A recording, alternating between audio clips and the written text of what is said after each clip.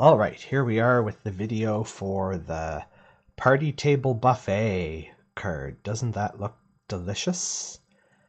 Table with a tablecloth and all the fixings spread out on it, and it says "Bring on Christmas." Now, you could do this as a birthday or any other kind of party, a kid's party, what have you. Just when you trim the holly berries, or even just trim the leaves off the top of the cake, and these could be cherries on the top of the cake, and just draw some more cherries in. You've got a cherry cake. And then you could use happy birthday sentiment with it. Okay, so you're looking for your card kit pieces that have we're using, again, our new in colors. We're using the Evening Evergreen and the Soft Succulent and some white.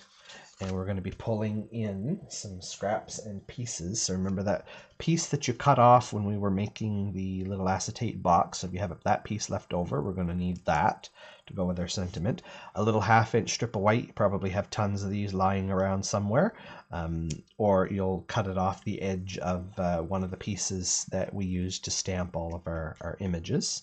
And we're going to go back to this piece of the not Evening Evergreen, Soft Succulent paper, and we're going to cut a strip of that is 3/4 of an inch off of our long length, and we're going to cut it down to 4, and I think it's 3/4. Yeah, 4 1/2, 4 3/4 works well, like that. Okay, we've got our pieces for the moment. Let's do some stamping to start. So I'm going to bring in my mat. I'm going to bring in this case, I did use the Soft Succulent ink. So I'm going to bring in my Soft Succulent ink and the sentiment that says "Bring on Christmas."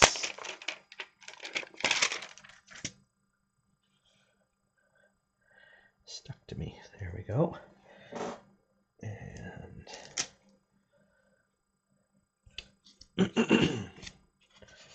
Down here where I can see it so I don't have to lean over, and I'm just gonna put that middle, top to bottom. I'm not concerned about left and right. I've got lots of room here on the piece of paper, so I'm gonna trim it down anyway. Okay, so that's that. Set that aside to dry. Then,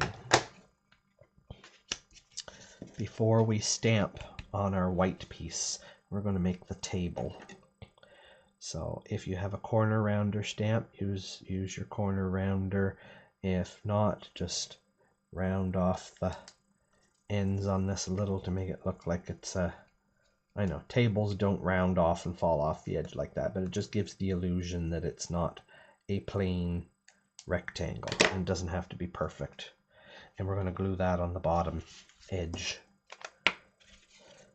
so that we can put our pies and cookies and goodies and things on something so they're not floating midair. Okay, and that's just going to go on that bottom edge like that.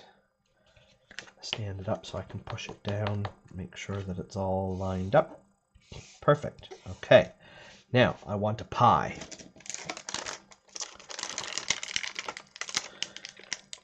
So I'm going to do a pie.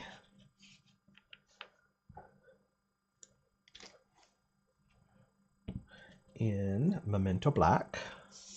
Every time I touch this ink pad, I'm getting ink off the edges on it. So I'm going to be very careful with this.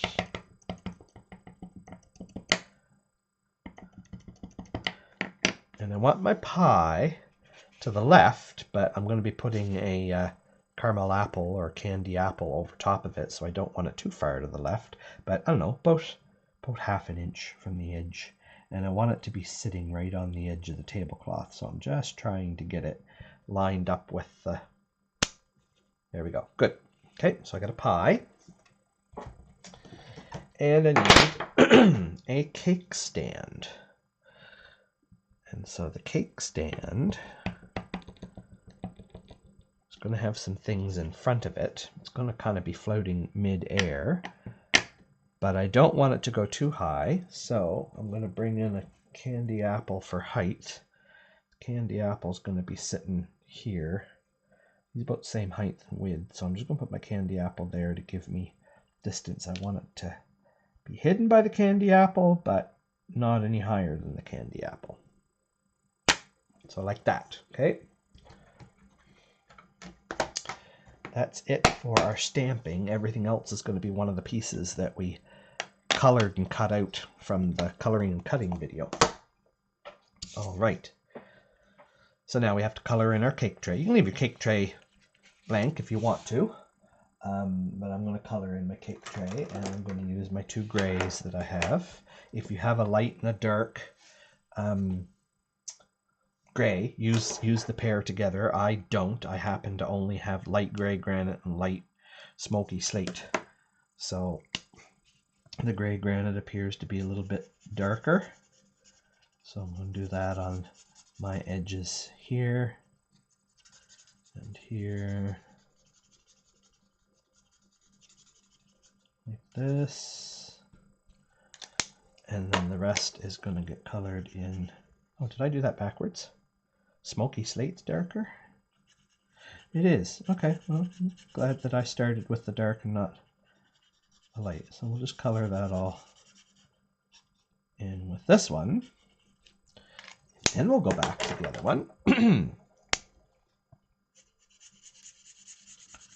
Color everything else in, and then come back, and where the two overlap, just add lots of alcohol to it, and it will blend it and bleed it. There we go. And it will get that look of a shadow on it. It won't be such a harsh line. There we go. All right, perfect.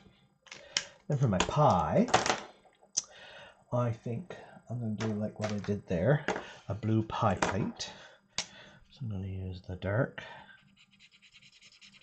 on this end. That. I'm going to use the light.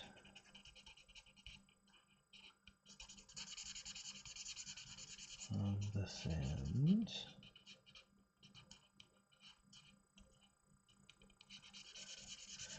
And then where they overlap, I'll just do lots of coloring in between.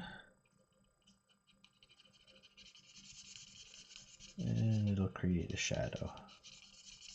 There, a nice blue pie plate. And then for the pie itself, I'm using the light pale papaya, and that's going to be my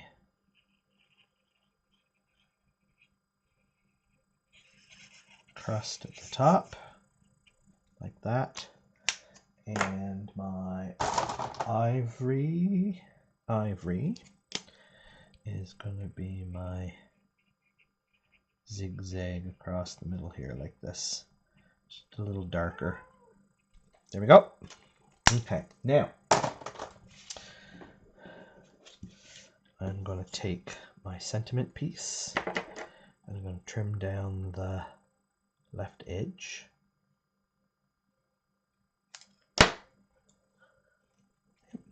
And I'm going to trim down the right edge.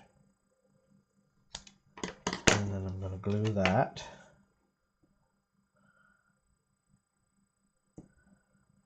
onto the corner of this scrap that was left over, and I'm just going to leave a little margin around the outside of it.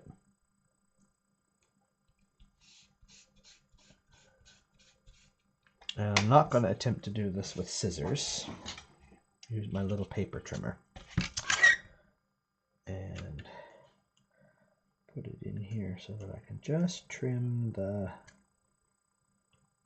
edge off like that. And then this little edge over here. There we are. So we've got a sentiment tag. Now everything else is dimensionals. No, there's one more piece with glue. That's the cake. So I have one more cake left here that we colored earlier. I'm just going to put some glue on that. He's going to go here on the platter. And he does hang over the top edge, but that's okay. That doesn't matter because this is a mat on the front of a card. Then dimensionals, lots of dimensionals. So we'll put our sentiment. And you can see on my sample card, I cut it a little large and I just overlapped the cake a little. Doesn't matter, doesn't hurt. It can go off the edge, it can go over the cake. You can put it where you like it. This one's a little short, so he's going to fit right in there. Just perfect, just like that. Okay. Then I've got apples. What did I do with my apples? I got a candy apple. I got a caramel apple. I've got 2 cupcakes left. So we're going to put some dimensionals on the backs of those.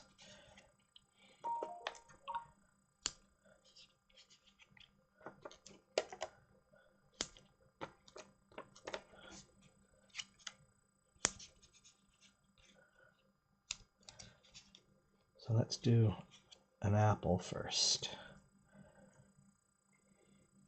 Oh, that apple is actually just glued right down. I see that now. He's under the cupcakes. So we're not going to use that one. I'll get one of my flat ones. We'll glue him down. So this one's going to go in front of the pie plate a little bit, but I don't want him falling off the edge of the table. So he's going to go there like that. Okay. Then let's get this candy apple glued down. And just a little bit of glue on his stem. Or his stick, I guess it is. And just for measure, I'm going to have a cupcake in between. Excuse me. Let's put my candy apple just about dead center of my tray. But really what I want to make sure is that when I put the other cupcake on, that I've got room, that he's not going to be falling off the table. Okay, there we go. So that cupcake overlaps both of those. And that cupcake can overlap the apple a little bit too. There we are. All right, now we've got a matte layer of the other green. Just a second now. It's not emerald. Evening evergreen. So this white piece goes onto the green piece and it leaves a very narrow 1/16 border all the way around the outside edge, like that. And then I will bring in my card base, fold and score. And that is going to go on to the front of the card. And I believe in your card kit we also gave you a white piece to put on the inside. If we did not, my sincerest apologies. That was the intent. But you put a white piece on the inside and you can stamp whatever you like and write whatever you like. Put another apple, another... I think when all is said and done that you might have an extra apple pie, an extra candy apple, maybe even a cupcake left over, depending on how many you were able to stamp at the very beginning. So there we go. This is the buffet party table card. So really fun. Lots of effort in the coloring on this one. But if you do like I did, you do all your coloring at the very beginning and you just have a whole bunch of pieces cut out and ready to go, you can assemble these pretty quickly. And you can do them in any combination of colors.